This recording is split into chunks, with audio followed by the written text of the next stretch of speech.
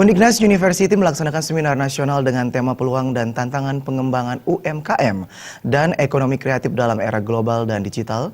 Melalui kegiatan ini diharapkan dapat menghasilkan kewirausahaan muda yang kreatif dan inovatif di tengah perkembangan teknologi saat ini.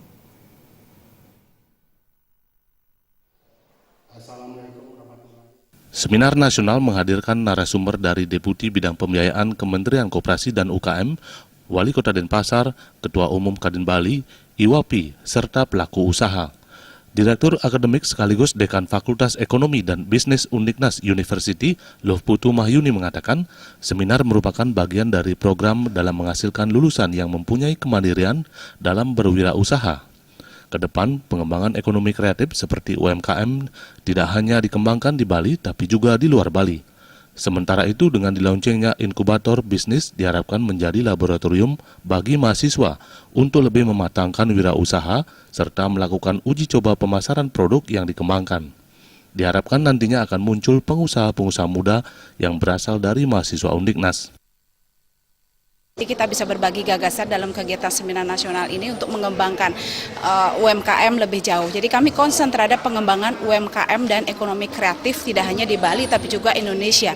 Inkubator bisnis ekonomi Undiknas ini kami harapkan akan menjadi laboratorium bagi mahasiswa kami untuk lebih mematangkan ide wirausaha mereka, melakukan uji coba atau tes pasar atas produk atau jasa yang mereka kembangkan. Jadi kami berharap besar dengan inkubator bisnis ini akan bisa lebih banyak menghasilkan pengusaha-pengusaha muda baru yang berasal dari mahasiswa-mahasiswa Undiknas. Jadi itu nilai lebih dari Fakultas Ekonomi dan Bisnis Undiknas University.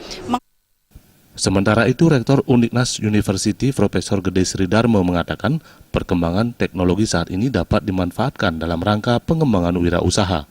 Diharapkan Undiknas bisa menjadi pelopor dalam hal ini. Kedepan, para mahasiswa ini harus memiliki jiwa kreatif dan inovatif dalam mengembangkan kewirausahaan. Untuk mencapai hal tersebut dibentuk inkubator bisnis di Undiknas University.